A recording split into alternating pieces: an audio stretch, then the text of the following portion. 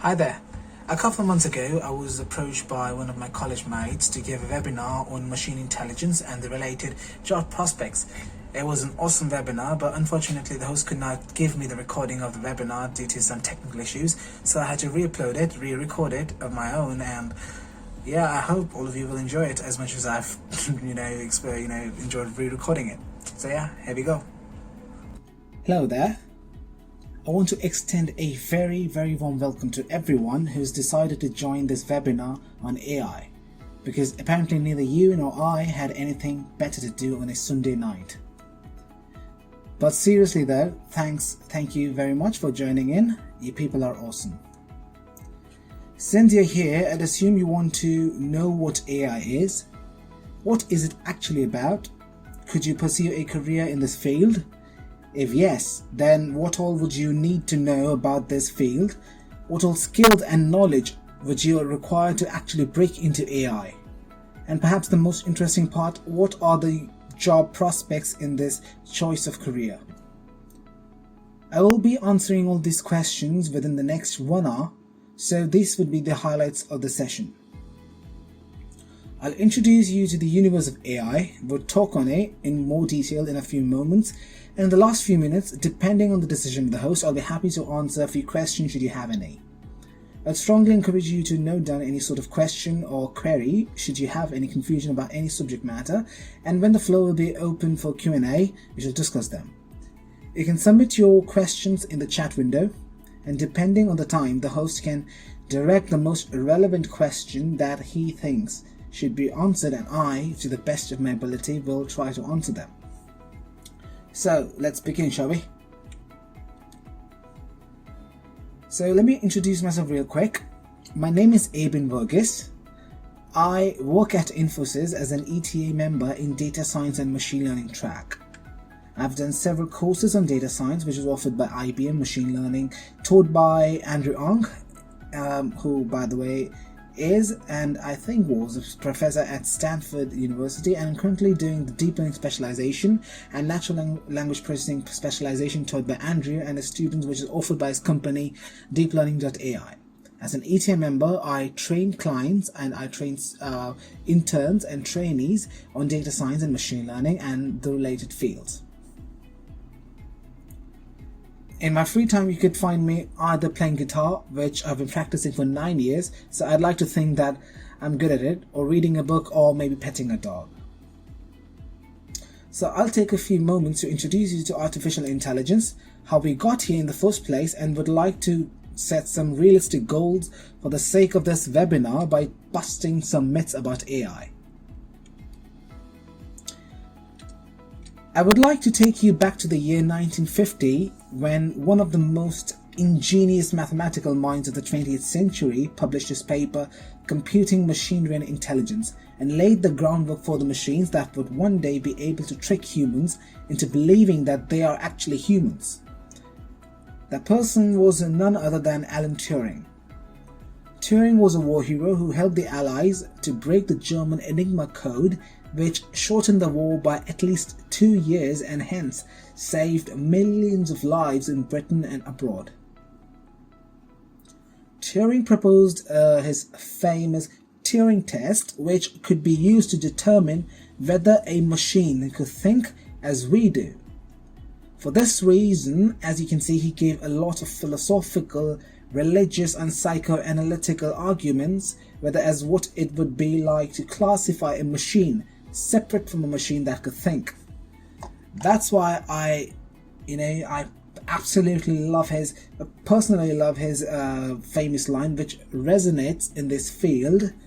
I propose to consider the question, can machines think?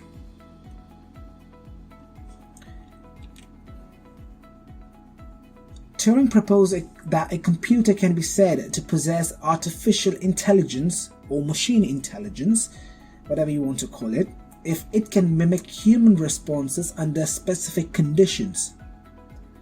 The original Turing test requires 3 terminals, as you can see on your screen right now, each of which is physically separated from the other 2 by say a wall or anything, something like that. It has to be a physical separation so that they cannot see or hear anything from the other two sides.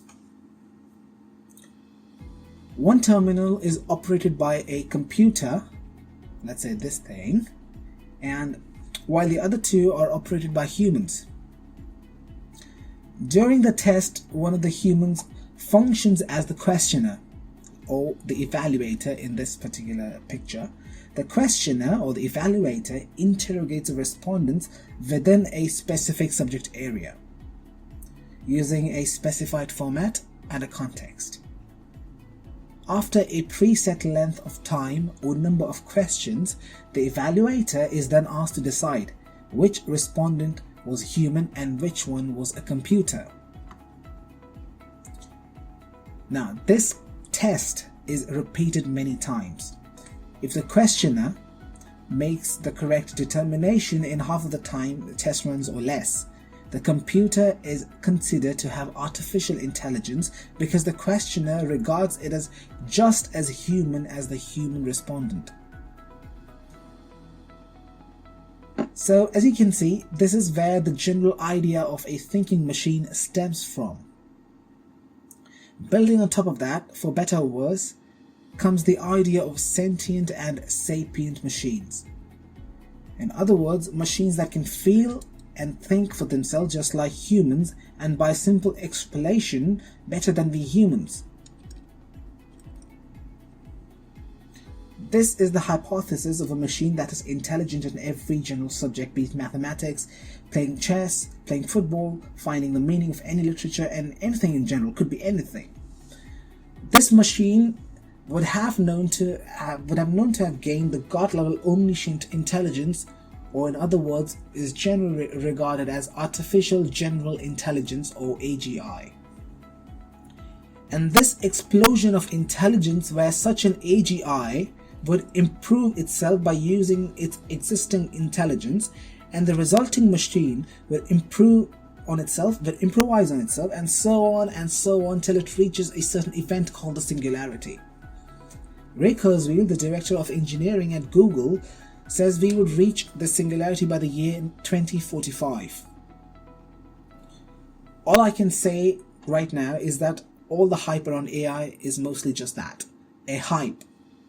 I'm not sure if we would reach singularity by 2045 or not, and if someone asks me, when do I think AI will become omniscient or sentient, I like to invoke what Alan Turing said.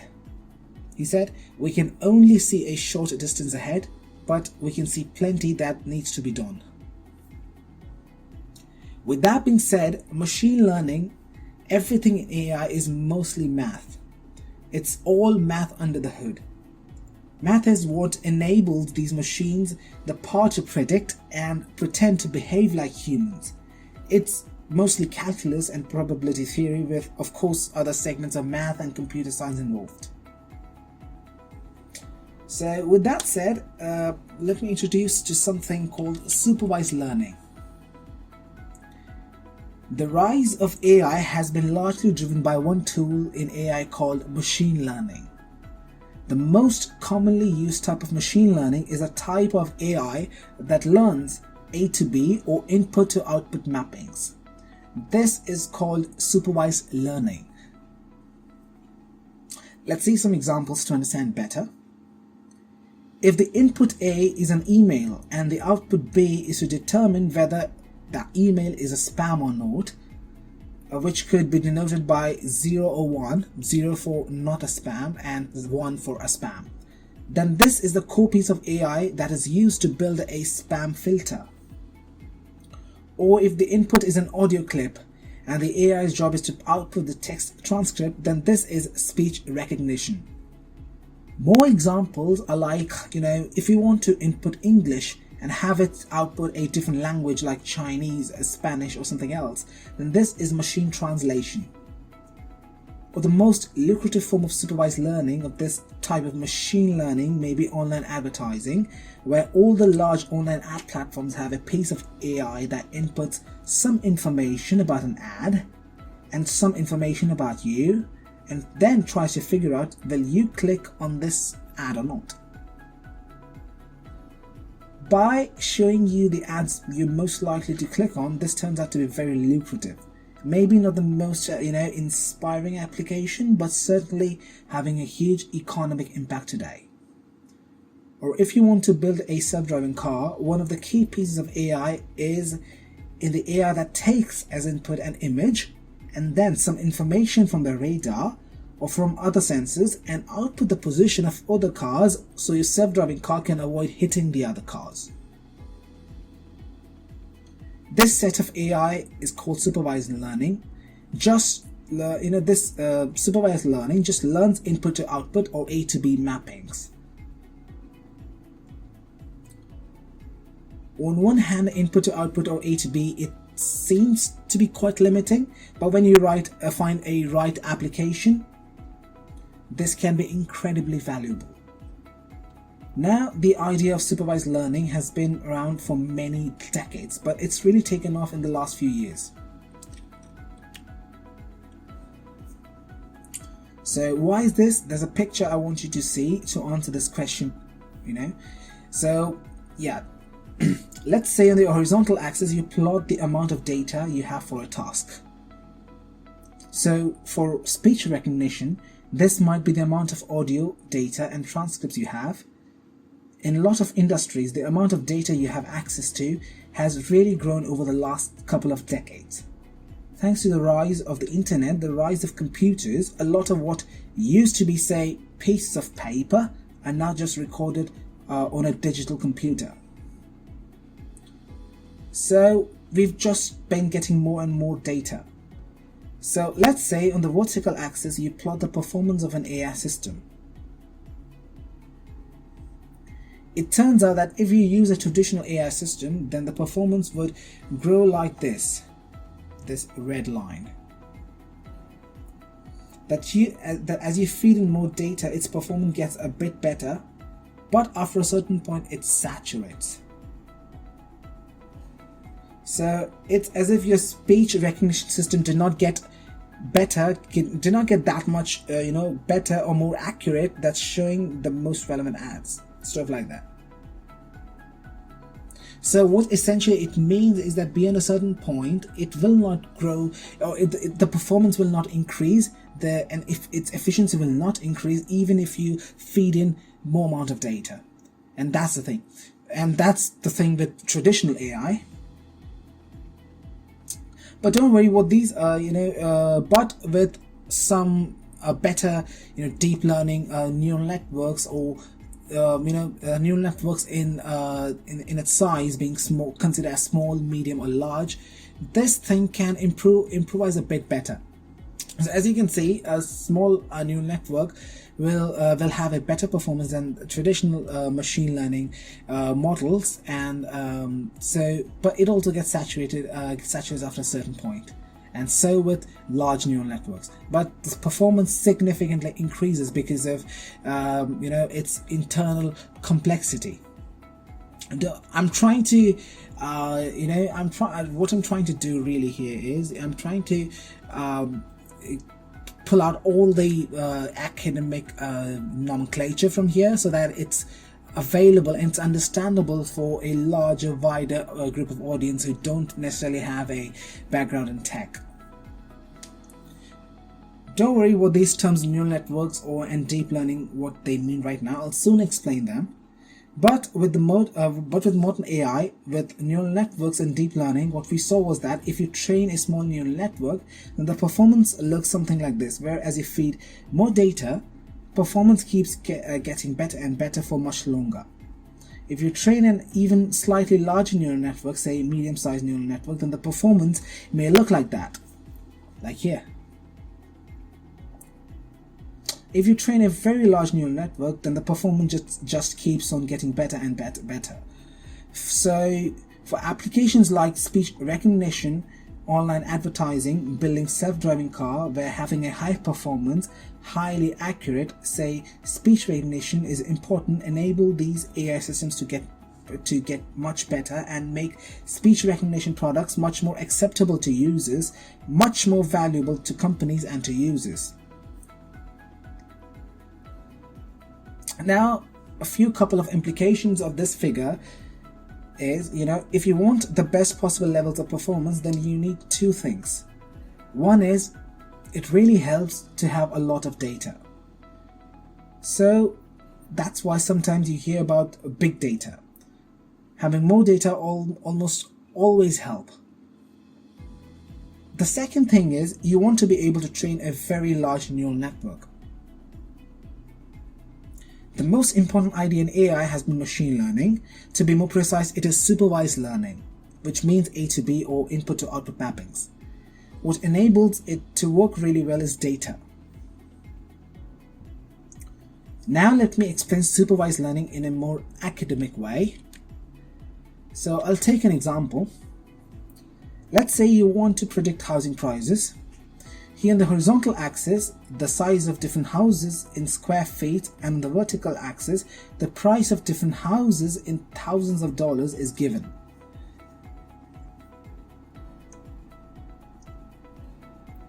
So given this data, let's say you have a friend who owns a house that is, say, 750 square feet. And they're hoping to sell the house, and they want to know how much they can get for the house. So how can the machine learning algorithm help you in this particular instance? One thing is, a learning algorithm might want to do is put a straight line through the data, or as we say in the machine learning lingo, we say we fit a straight line to the data. Based on that, it looks like maybe the house can be sold for maybe $210,000. But maybe this isn't the only learning algorithm you can use, and that might be a better way, a better model that we can expect. For example, instead of fitting a straight line to the data, we might decide that it's better to fit a quadratic function, or say a second polynomial to this data. If we do that and make a prediction tree, if we do that and make a prediction here, then it looks something like this. Well, maybe they can sell the house for closer to $300,000. There's no fair picking whichever one gives your friend the better house to sell, but each of these would be a fine example of a learning algorithm. So this is an example of a supervised learning algorithm. The term supervised learning refers to the fact that we gave the algorithm a data set in which the so-called right answers were given. That is, we gave it a data set of houses in which, for every example in this data set, we told it what the correct price was.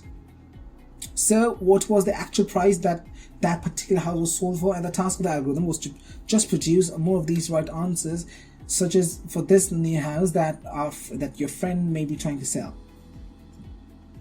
To define a bit more terminology, this is called a regression problem. By regression problem, I mean we're trying to predict a continuous valued output, namely the price. So technically, I guess prices can be rounded off to the nearest cent. So maybe prices are actually a discrete value, but usually we think of the price as a house as a real number, as a scalar value, as a continuous value number, and the term regression refers to the fact that we're trying to predict the sort of continuous value attribute.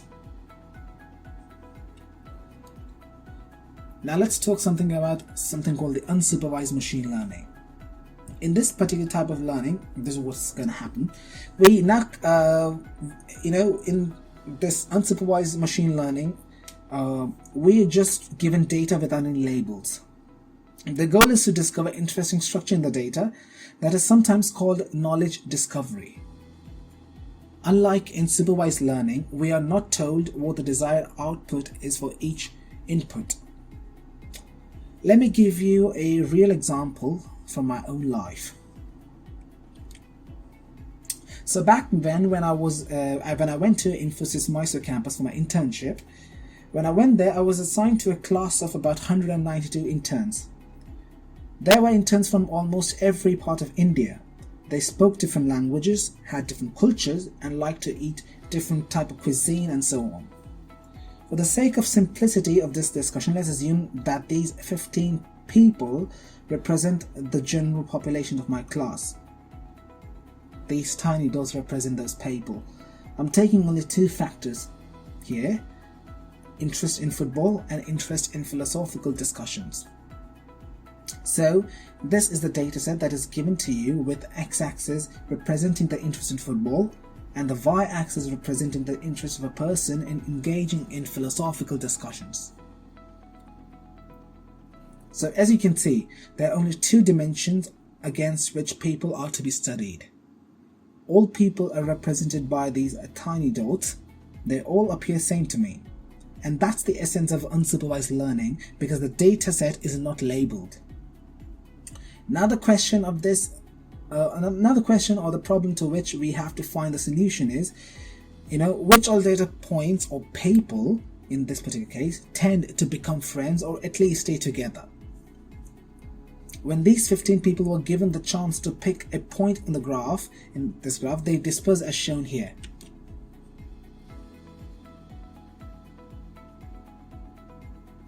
So let's say this particular person, this person was very much interested in watching or playing football, but didn't really enjoy, philosophical discussions. So we can say that. So that's why this particular person came here, and here he found 5 more friends. So they are more likely to stick together, hang out together. So that was the goal, and as you can see, and that's what happens. And for example, let's say this particular person was really interested in football and also philosophical discussions on, let's say, Friedrich Nietzsche's Beyond Good and Evil interested this particular person. And here he found 2 more people. So they tend to stick together. So as you can see, they formed a kind of a cluster. This is called clustering algorithm. And what you just saw was a classic example of clustering, which is a textbook algorithm for unsupervised learning. So the conclusions are something like this. The data points were not labeled, right? Depending on the dimensions and their inclination towards them, they formed clusters. Now there's a third type of machine learning paradigm called reinforcement learning, and there's many others too, but I want to touch a bit about reinforcement learning, which is somewhat less commonly used. This is useful for learning how to act or behave when given occasional reward or punishment signals. For example, consider how a baby learns to walk. The agent learns to achieve, in this example, this particular thing is the agent, whatever that thing is. The agent learns to achieve a goal in an uncertain, potentially complex environment. In reinforcement learning, an artificial intelligence faces a game-like situation. The computer employs trial and error to come up with a solution to the problem. To get the machine to do what the programmer wants, the artificial intelligence gets either rewards or penalties for the actions it performs. So in this particular situation, hitting one of these red blocks or slabs would that would be sort of a punishment to it, and crossing them successfully, in whatever way this agent feels is fine, will do that, and that would be reward, and probably on doing a particular good task, probably gain some points.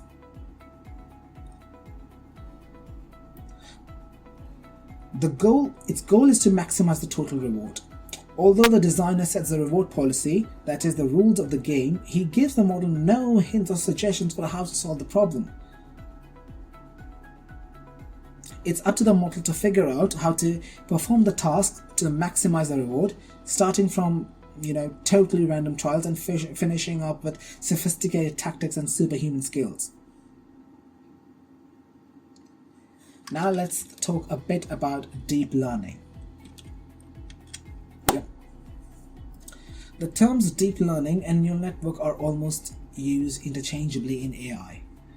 Even though they're great for machine learning, there's also been a bit of hype and bit of mystique about them. Let's use an example from demand prediction to understand it better. Let's say you run a website that sells t-shirts, and you want to know, based on how you price the t-shirts, how many units you expect to sell, how many t-shirts you expect. So you might then create a data set something like this, as shown here. in this particular data set, where the higher price of the t-shirt means lower the demand. So as you might fit a straight line into this data, showing that as the price goes up, the demand also goes down. Now demand can never go below zero, right? So maybe you say that the demand will flatten out at zero, and beyond a certain point you expect pretty much no one to buy any t-shirts from you if it's insanely high, if the prices are astronomical. It turns out that this green line is maybe the simplest possible neural network. You have as input the price A, and you want it to output the estimated demand B. So the way you would draw this as a neural network is that the price will be the input to this little round thing here, in here, and that this little round thing outputs the estimated demand. In the AI terminology, this little round thing here is called a neuron, or sometimes it's called an artificial neuron. It's based on the biological human neurons, the neurons that are present in our brain. And all it does is to compute this green curve that I've drawn here on the left. This may be the simplest possible neural network with a single artificial neuron that just inputs the price and outputs the estimated demand.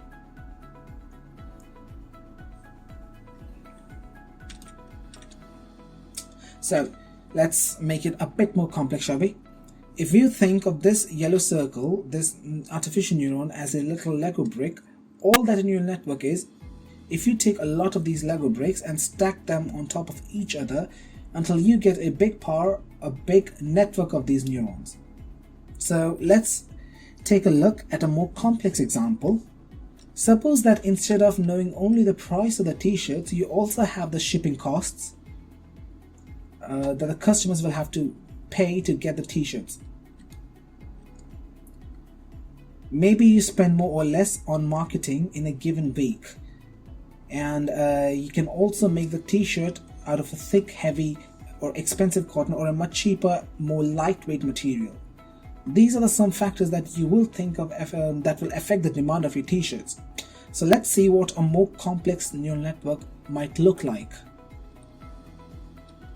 You know that your customers care a lot about affordability. So let's say you have one neuron, and let me draw this one in the green, whose job is to estimate the affordability of the t-shirts. And so affordability is mainly a function of the price of t-shirts and the shipping cost. A second thing though that would affect your demand of your t-shirts is awareness. How much are consumers aware that you're selling this t-shirt? So the main thing that affects awareness is going to be your marketing.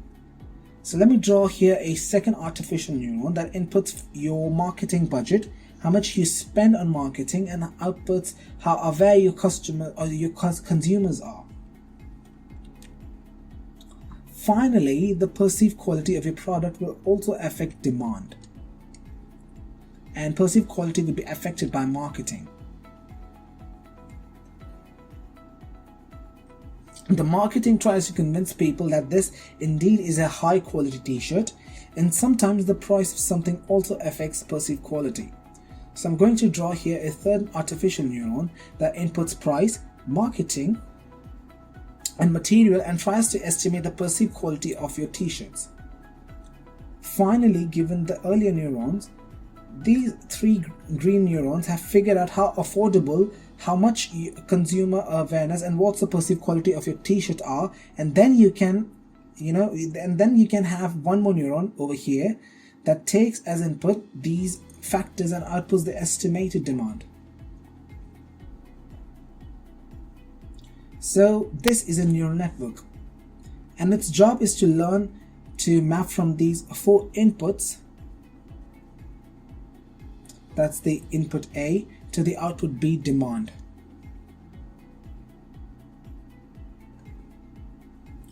So it learns this input output or A to B mapping.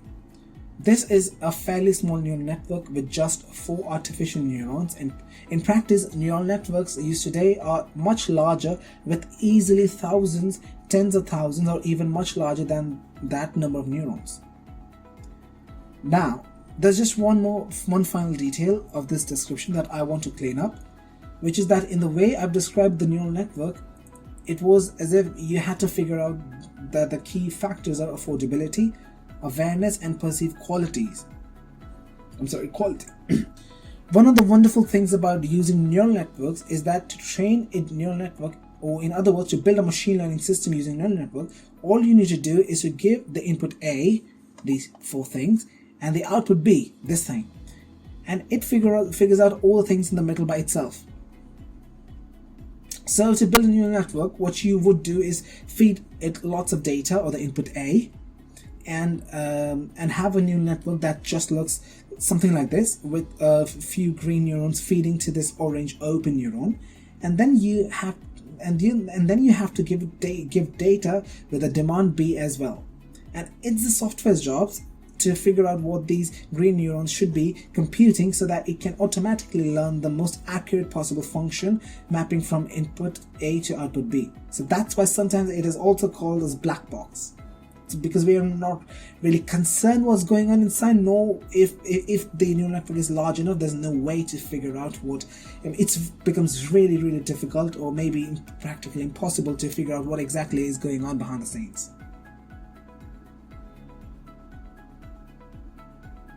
It is a group of artificial neurons, each of which computes a relatively simple function, but when you stack enough of them together like Lego bricks, they can compute incredibly complicated functions that give you a very accurate mappings from the input A to the output B. So that was the theory part. So now let's talk a bit about job prospects.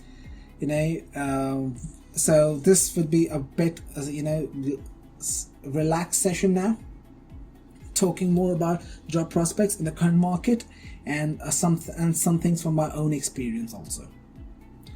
So what you need to understand is that software as a job category has matured, but AI as a job category is still maturing. But what exactly do I mean by this? It will be clear in just a moment. Look at all this stuff.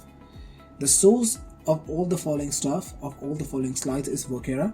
So I need to thank verkera for their data that they have publicly that they made public, so that people like me can our life becomes a bit easier to teach and convey our messages to to a wider range of audience. So yeah, so as you can see, even companies are not sure what they are asking for. There are a lot of fuzzy AI titles. Look at this: machine learning engineer, machine learning scientist, machine learning researcher, data scientist, data analyst, software engineer, and stuff like that, product analyst, so even companies are not sure. That's why I said AI as a job category is still maturing. The titles are not, different companies have different titles and different positions. So that's why it's difficult for applicants, like new applicants, to identify the right job role. And for this reason, in the following slides, I will explain. I'll try to explain what different titles mean, although there are overlapping sections among different job titles, but I'll try my best to differentiate it as clear as possible. I know that for some applicants it is difficult to identify the job role, and it is difficult to actually sell out your resume and sell out your portfolio on LinkedIn. So for this reason, if you're transitioning to AI from any other background, what you need to do is you need to apply as AI plus X stuff. What I really mean by this is, you cannot apply to a company, let's say Google, or to Amazon or Google, and say that you're good at AI. You need to market yourself in such a way that you are tailored towards one particular thing in AI. See, AI is a very huge topic. And so, for example, if let's say let's say you've done some courses and some projects on natural language processing, you can apply by saying that you have experience in natural language processing, especially in this particular field, especially let's say in sentiment analysis. And so that would be an example of AI plus X. X is a specific area within that AI branch. So, and that's that.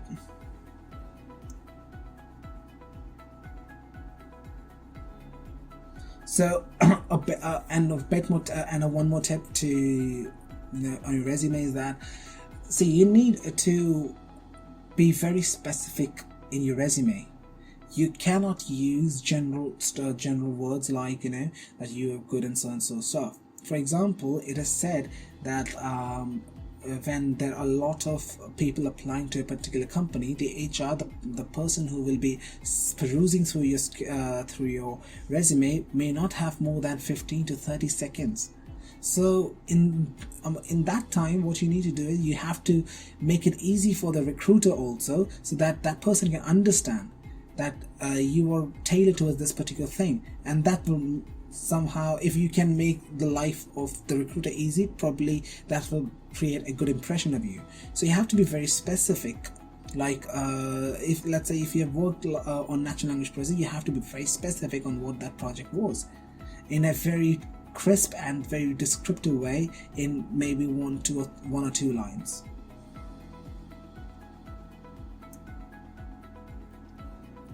And then there is another question that usually comes up, is that people, especially transitioning to AI, can ask, which type of enterprise should I go in? Should it be a large enterprise like Infosys or Google or Amazon or Facebook, or should it be like tailored? Should it be more like towards startups or smaller enterprises? The answer really depends on what type of career you want to start. I mean, what type of career tone you want to give in to your the next part of your career. What I really mean is, I mean, if you're going to work in a smaller organization, the thing that you may end up doing might have a huge impact. But in a larger organization, you will be like a cog in a machine. A lot of, I mean, what you're doing is like there are several other people working like you in several different departments, trying to solve one particular problem. So the impact would not be that much high. And the challenges phase is like it's like more difference in horizontal growth versus vertical growth. For example, in a smaller organization, you can scale up in multiple things, but in a larger organization, you can obtain a very deep understanding in one particular thing. So, I mean, it's like a wider growth was a deeper growth in one very specific area. So it's very subjective to the person who's applying for that. To improvise your portfolio, I would suggest to keep an extra effort to be in touch with the open source community, to be agile in new interview processes. In a startup or small organization, you have a lot of creative space to work on, but in a larger organization, you may not necessarily know what teams you're going to be a part of. Then comes the interview part, do's and don'ts for an applicant. It's really important. If you have not been working for more than 10 years, I would suggest do not try to keep everything in one page of resume.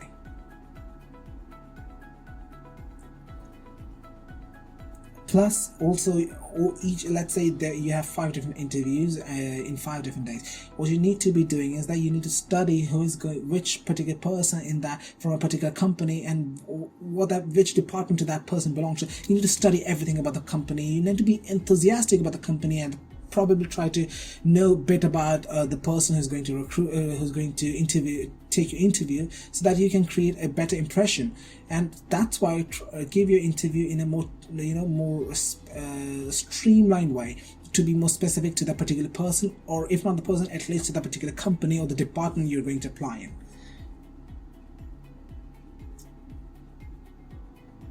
So another thing is that you have to ask a lot of questions, because usually what happens in interviews is like the interviewer asks you a question in an open-ended way, and what really the interviewer is trying to check is that are you creative enough to find the problem within the problem, and after that, see, a lot of things becomes easy for you if you know what you're looking for.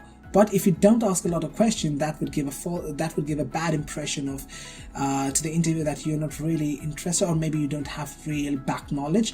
That's why you're either not asking, or the interviewer will realize that you're not a good candidate for them because you don't have enough questions to begin with to ask. And if you don't have good questions, you're definitely not going to have good answers. So that's that. And in the end, there's something called a non-technical skill that you must possess. First is your technical communication should be good. You need, if you're going to for a coding interview, you need to code out loud. You need to, whatever you're thinking, you need to speak it out, or else the interviewer will never know what you're actually thinking. And it's more about the way you think, the way you approach a problem. It's more about that rather than your actual output. Of course, your actual output is going to be correct if you are going to think it correct. But let's say if you're going in a wrong direction, if you think out loud, if you code out loud, maybe the interviewer can jump and steer you in the right direction before you can give the wrong answer. So that's that. And in the end, I think that the one thing that is going to determine your success in any field, especially in tech, is going to be a grit. How perseverant you can be. Of course, there you're going to get slapped a lot, but with each slap you'll straighten out a little bit, and that's what will really keep pushing you. And so you need to have a lot of grit to be successful in this particular field. So yeah, as I promised, I'm developing an AI project. Development cycle involves 5 distinct tasks. So what I'm going to do in the following slides is that I'm going to first explain what these 5 columns mean, and then I will just break it down. How much of data engineering does data scientists do? How much of deployment work does a data analyst do, and stuff like that. And I have to again mention that the source I've collected is from verkera report, and inclusive of all the data in the following slides too. So, data engineering. See, people responsible for data engineering prepare data and transform data into formats that other team members can use. And this modeling part, people assigned to modeling look for patterns in data that can help a company predict outcomes of various decisions, identify business risks and opportunities, or determine cause and effect relationships. People in charge of deployment take a stream of data, combine it with a model, and test the integration before putting the model into production. Team members responsible for business analysis evaluate a deployed model's performance and business performance and business value, and adjust accordingly to maximize benefit and abandon unproductive models. Lastly, AI infrastructure. People who work in AI infrastructure build and maintain reliable, fast, secure and scalable software systems to help people working in data engineering, modeling and deployment and business analysis. There are 6 basic technical roles associated with AI, each with distinct skill set and focus areas. But I need to mention that their job roles do overlap, as it's shown here. Data is at the core of all these tasks, so everyone working on an AI project needs to know how to prepare data. So that's why all of them will be doing data engineering in some form or not, some form at least. If not, then the project can become vulnerable to bottlenecks that may slow down the AI development cycle. So understanding how to use and prepare data will make you a more valuable person to your team and obviously to your clients too. So the first one is a data scientist. These are the tasks and these are the skills that a data scientist must have. The outmost part means that you're really accomplished, that you're at a pro level. The innermost determine that gives you an idea that you may be probably beginning or you may not be really mature in your skills, and obviously the middle way will be somewhere that you're in the middle. That's all. So data scientists carry out data engineering, modeling and business analysis tasks. Their skills complement those of people who deploy models and build software infrastructure. Data scientists demonstrate solid scientific foundations as well as business acumen. Communication skills are usually required, but the level depends on the team. The tools used are something like this. Modeling is done in Python using packages such as NumPy, scikit-learn, TensorFlow, and PyTorch.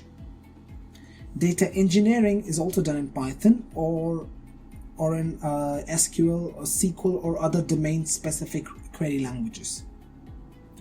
Business analysis in Python is done in Python, R, or other domain-specific tools such as Tableau, Excel, or presentation software applications such as PowerPoint or Keynote. Then we come to data analyst. Their skills complement those of people who train models, deploy them, and build software infrastructure. Data analysts demonstrate solid analytical skills as well as business acumen. They are accomplished in query languages such as SQL and commonly use spreadsheet software tools. However, they don't need algorithmic coding skills. Communication skills are usually required, but the level depends on the team. The tools used by them are for data engineering, they use Python or SQL or other domain-specific query languages. And business analysis is done in Python, R, or other domain-specific tools such as Tableau, Excel, and presentation software applications such as PowerPoint. Then we have machine learning engineer. A variant of machine learning engineer is called deep learning engineer. This role requires deep learning knowledge in addition to the skills represented here. It focuses on applications usually powered by deep learning such as speech recognition, natural language processing, and computer vision. Therefore, it requires skills specific to deep learning projects such as understanding and using various neural network architectures such as fully connected neural networks like CNNs and RNNs. The deployment, it's good that what they really need is a really good command over algorithmic coding, like that would include object-oriented programming also, and in machine learning and developing algorithms in machine learning too. So for programming stuff they can use, it's better that if they use Python or any other object-oriented programming language like Java or C++, and it's also good that if they have some skills in cloud technologies such as AWS or Azure. Then we have machine learning researcher. Usually for this position, companies will require you to have at least a master's or more preferably to have a doctorate degree. They achieve their fullest potential in research environment, supported by teams in charge of deployment, business analysis, and AI infrastructure. The machine learning researcher demonstrates outstanding scientific skills. Research by following updates. They do research. They research by following updates via channels such as Twitter, Reddit, RVX, and conferences such as Near IPS, IEEE, ICLR, ICML, and ACM.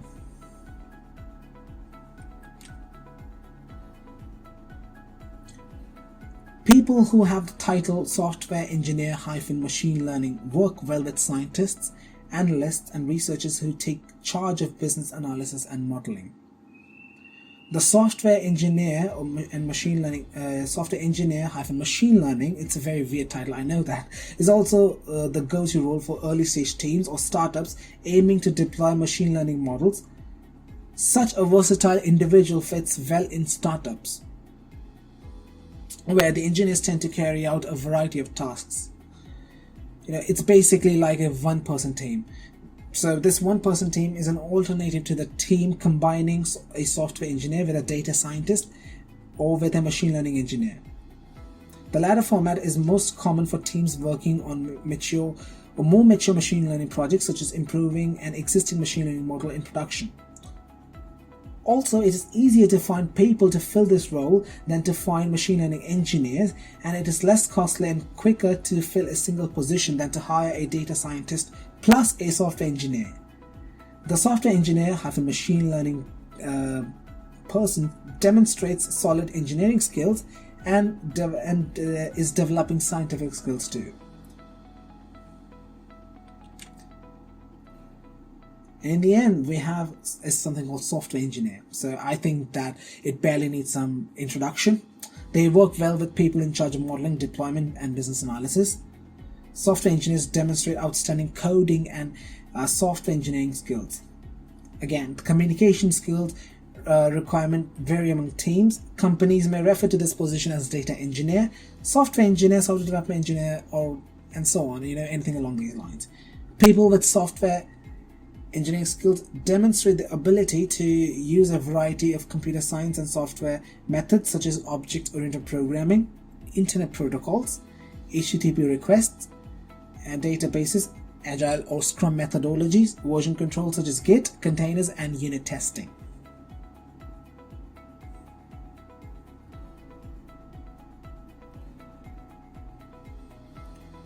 So now we've reached the wrapping up of this glorious event. Before ending this, I need to quickly mention few very important things, trying to answer a few frequently asked questions.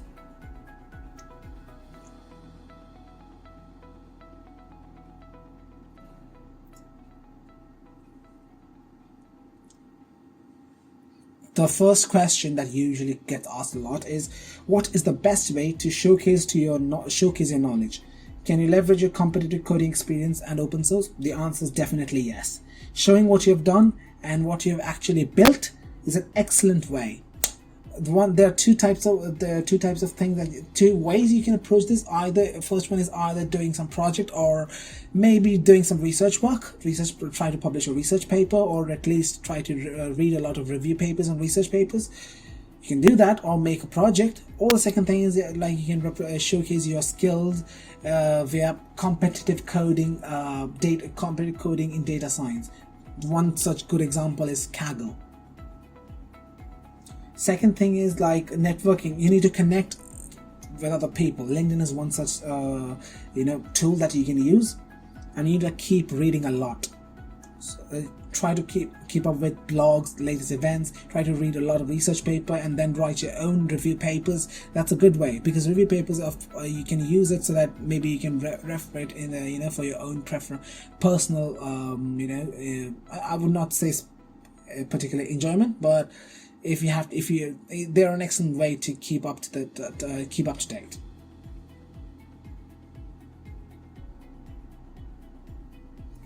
One other question that usually gets asked a lot is, sometimes when a job description asks for a plethora of tech, what should you apply or not? So we have all seen companies asking for a lot of tech. You need to understand is that it's more about the companies to include a wide variety of people for the recruiters to cast the widest web possible. Obviously, they don't expect you to have to be excellent in everything, but they do that because that they can cast a wider web to recruit the correct people.